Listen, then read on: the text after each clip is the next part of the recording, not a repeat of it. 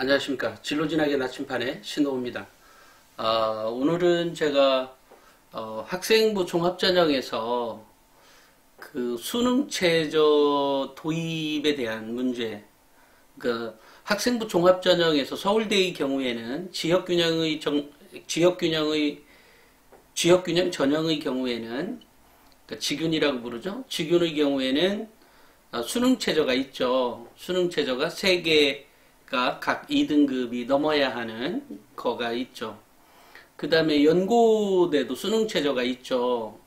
연대의 경우에도 2개 합이 4에 그러니까 각 2등급 또는 1등급, 3등급이 되어야 되고 영어 3등급 이내 뭐 이런 거죠. 그러니까 이제 이렇게 수능체저가 다 있습니다. 그죠? 웬만한 대학들이 이번에 학생부 교과에서 수능체저를 도입을 했죠.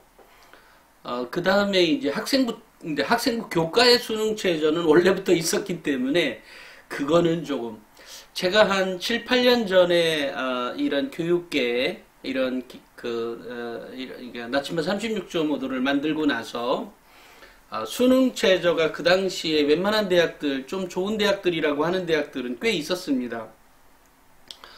그래서 이제 그런 거를 보고, 야, 이거는, 그리고 이제 학교 현장을 취재를 해보니까 학생부 종합전형에서 수능체저를 없애줬으면 하는 바람들이 교사들에게 굉장히 많이 있었어요. 그래서, 어쨌든 이제 한 언론사라고 하는 것은 그런 상황에서 어떤 자세를 취하느냐가 매우 중요하거든요. 그래서 이제 나침반 36.5도는 기본적으로 진로에 초점이 맞춰져 있기 때문에 수능체저를 없애는 게 맞겠다 싶어서 그런 스탠스를 취하고 있었죠. 그러니까 학생부 종합전형에서만큼은 수능체저를 없애는 걸로 해서 그런 방향으로 기사를 쭉 썼고, 뭐 그렇게 이제 쓰다 보니까 저 때문만은 아니지만 흐름 때문에 그랬는지 거의 모든 대학들이 이제 수능체저를 포기하게 되었습니다. 그 이후에 지역 거점 대학교의 경우에도 그 당시에는 수능체저가 다 있었습니다. 하지만 뭐 매번 기사 쓸 때마다 비판을 가했습니다. 수능체저 있는 대학들에 대해서 막 비판에 대한 기사를 썼었죠. 그러고 나니까 결과적으로 이제 그 학생부 종합전형에서 그 부산대와 충남대를 빼고, 아니야, 충남대도 이제 결국은 작년인가 재작년부터 이제 수능체저를 없앴거든요. 그 다음에 부산대가 거의 유일하게 남아 있었습니다. 수능체저를. 그 다음에 그걸 경상대학이라 부르나? 경남에 있는 경상대가 거기 지역 거점 대학인가 그렇거든요. 경상대학까지는 제가 정확히 기억을 못하겠어요. 하지만 이제 웬만한 대학들은 다 수능체저를 다 뺐습니다. 적어도 학생부 종합전형에서는. 이제 그러는 중에 이제 각 지역 경상북도, 대구, 또 뭐 전라도 이런 쪽을 이렇게 쭉 취재를 가다 보니까 그쪽의 대학들이 수능체저를 못 없애는 이유를 얘기를 하는 거예요.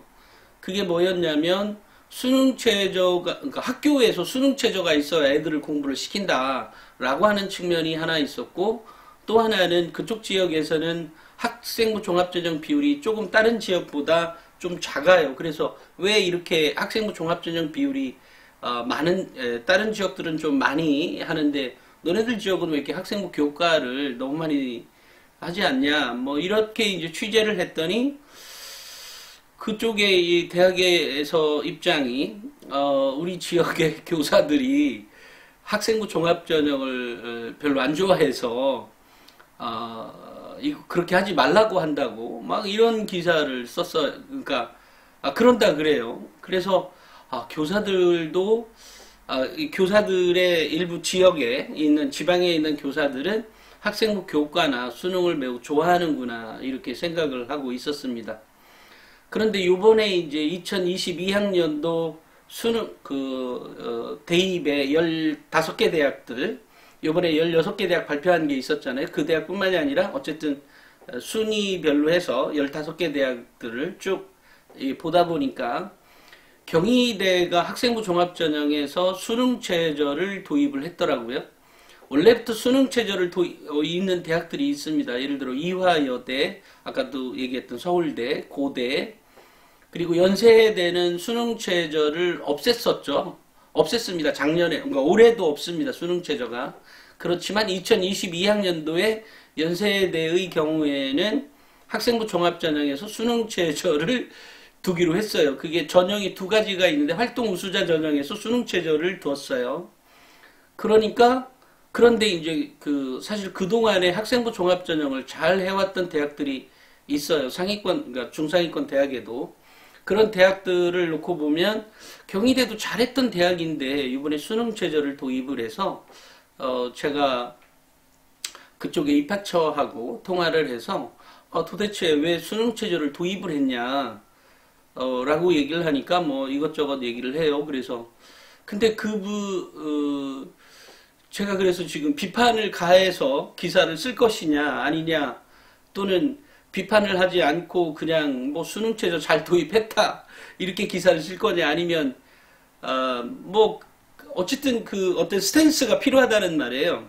그러니까 학생부 종합전형에서 수능 최저를 없애라 라고 기사를 쓰든지 아니면 수능 최저를 앞으로 다 모든 대학이 다 도입을 해야 된다 이렇게 기사를 써야 하는지에 대한 고민이 아직 저에게 있습니다. 왜냐하면 저는 기본적으로 학생부 종합전형에서 수능 최저를 없애는 쪽에 무게를 두고 있고 실제로 이제 그렇게 쭉 해왔는데 이번에 이제 수능이 40%로 되면서 이제 상위권 대학만이에요. 냉정히 따지면 40% 교과 10%. 근데 이제 이게 지역균형 전형처와 비슷하다 그랬죠. 그 다음에 학생부 종합전형에서 20, 30%를 선발하는데 이 전형에서 굳이 경희대까지 수능 최저를 도입을 했냐. 그러면 예를 들어 한양대의 경우에 수능 최저 없죠. 또 면접도 없습니다. 그죠? 그러니까 한양대의 모델로 수능 최저를 그렇게 가지고 갈 거냐 아니면 어쩔 거냐라고 하는 어쨌든 스탠스가 필요한데 아직 정하지를 못했어요. 그래서 우리 학부모님들에게 이런 의견을 묻고 싶어요.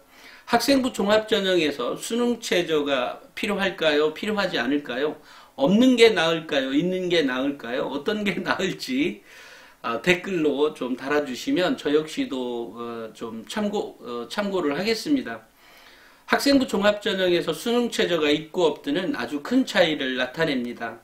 그러니까 실제로 학생부 기록이나 학생부의 교과 내신이나 기록을 놓고 봤을 때 합격할 가능성이 있었던 아이가 수능 최저에 의해서 합격을 하지 못하는 경우가 발생이 되죠. 또 하나는 모든 대학들이 학생부 종합전형에서 수능 최저를 도입하게 되면 수능 최저 등급이 올라가게 되죠. 이렇게 될 경우에 지방에 있는 일반고가 이제 피해라기보다는 어찌됐건 이제 떨어지는 아이들이 좀 많이 나오게 됩니다. 그러니까 이게 어쨌든 수능은 도시 학생들에게 유리한 전형이거든요. 그러니까 전형 설계 방법입니다. 냉정히 따지면. 또 하나는 우리 학부모님들이 이렇게 보실 때 제가 이거 비밀인데 이 방송을 들으시는 학부모들은 제가 한 가지 팁을 드리면 이거 정말로 중요한 팁입니다. 이런 얘기 해도 되나? 정말로 중요한 팁인데요. 내신이나 수능을 매우 민감하게 보는 대학들이 있습니다. 이제 그런 대학들이 있어요. 그런 대학들, 그러니까 또 그것을 덜 민감하게 보는 대학들이 있죠. 그러니까 그러니까 덜 민감하게 보는 대학과 그러니까 그게 이 교과 성적하고도 맞물려져요. 그러니까 교과 성적, 교과 내신을 민감하게 본다라고 하는 대학들은 당연히 수능 최저 같은 걸 두죠. 왜냐하면 성적이니까. 그렇지만 덜 민감한 대학들은 수능 최저를 덜 보게 되는 경향이 있어요. 이거 완전 팁인데 이거 기사로도 안 씁니다. 기사로 쓰면 욕먹을 것 같아서 안 쓰기도 하고요. 또 이거 완전히 고급 정보인데 남들이 다 아는 건가? 아닐 거고요. 뭐 알 수도 있고요. 근데 어찌됐건 좀 그런 부분이 있어요. 그래서 요번에 경희대가 수능 체제를 도입해서 매우 좀 안타깝고 또 실제로 다른 대학들도 수능 체제를 도입할 수 있죠. 근데 이게 또 어떤 거하고 맞물려 있냐면 2025학년도에 5년도에 그 고교 학점제가 이제 될 텐데 이렇게 되는 경우라면 지금처럼 수능이 확대가 되면 고교 학점제랑 상충이 되는 문제예요. 이러다 보니까 이게 올바른 방향은 아니란 말이에요. 수능을 확대한다는 것은 수능이 예를 들어 뭐 자격고사화가 된다든지 하는 경우라면 그거는 뭐 그 나름대로의 고교 학점제랑 그 같이 갈 부분이 있을 수 있지만 수능을 이렇게 40%로 놓고 지금처럼 진행해 간다는 것은 고교 학점제랑 또 2015 개정교육과정이랑 지금 도입해서 하고 있는 거죠. 통합수학, 그러니까 통합과학 하고 있는 거고 통합사회 하고 있는 거하고 마찬가지거든요. 이런 부분들하고 또 이렇게 상충이 되는 문제여서 참 이 교육계는 어렵습니다. 그러니까 벌써부터 그 다음 대선에서는 교육 문제에 대한 뭐 치열한 어떤 스탠스를 정확히 정하는 후보자가 좀 더 유리한 게 아니냐 뭐 이런 말도 있을 수 있고요. 적어도 교육계의 표를 얻기 위해서는요. 그 다음에 이렇게 될 경우에 고교 학점제가 무력화되는 것 아니냐 이런 것도 있습니다. 그러니까 대학들도 수능 체제를 다시 다 도입한다는 것은 쉽지 않은 결정이고요. 또 정말 그 난감해요. 그래서 저 역시도 지금 현재 고민 중에 있습니다. 어떤 것이 더 나을 것인지. 그런데 저 역시도 그 어제 뭐 정말 한 10통화 정도 선생님들하고도 통화도 해보고 그 학교는 어떠냐 뭐 이렇게 여러 가지 반응들을 살펴봤는데요.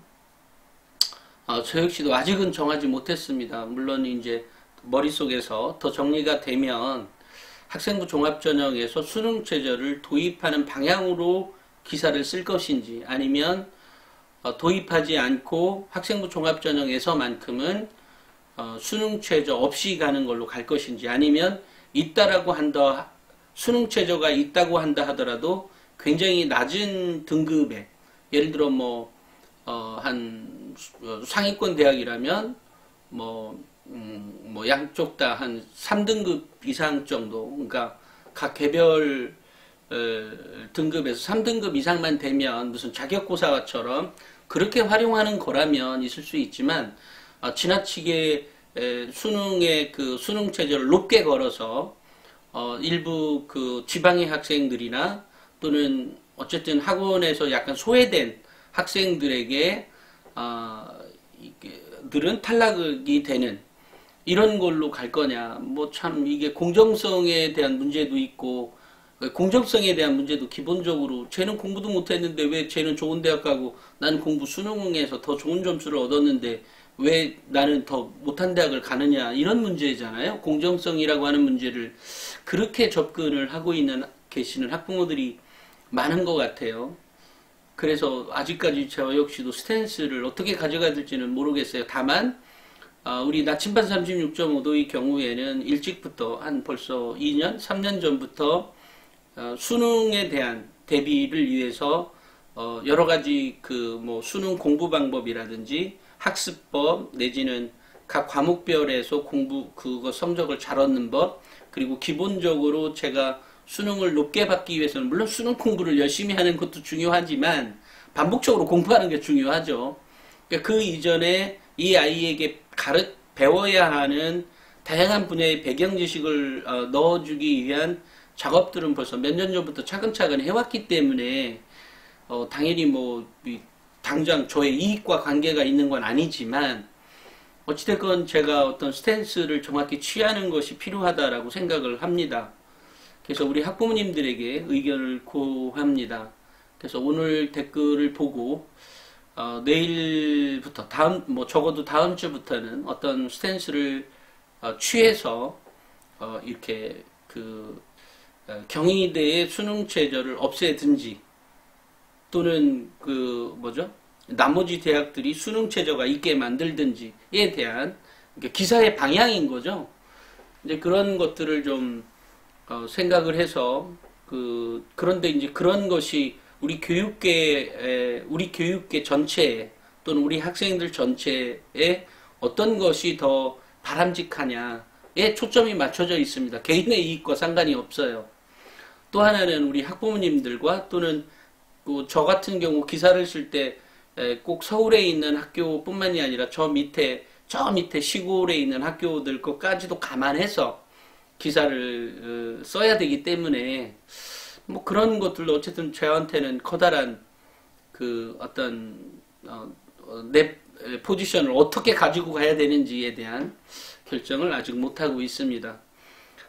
혹시 좋은 안을 갖고 계시다면 어찌됐건 댓글로 달아주시면 그런 방면으로 좀 더 다시 한번 생각을 하게 될 테니까요. 한번 혹시나 관심이 있으신 학부모님들이나 또는 우리 학생들의 어떤 교육 또 미래에 있어야 하는 미래에 우리 학생들이 배워야 하는 것들을 감안해서 또는 뭐 좋아요 뭐 자신의 자녀를 위해서라도 좋으니까 댓글을 달아주시면 제가 많이 참고를 하도록 하겠습니다. 오늘은 여기까지 하겠습니다. 감사합니다.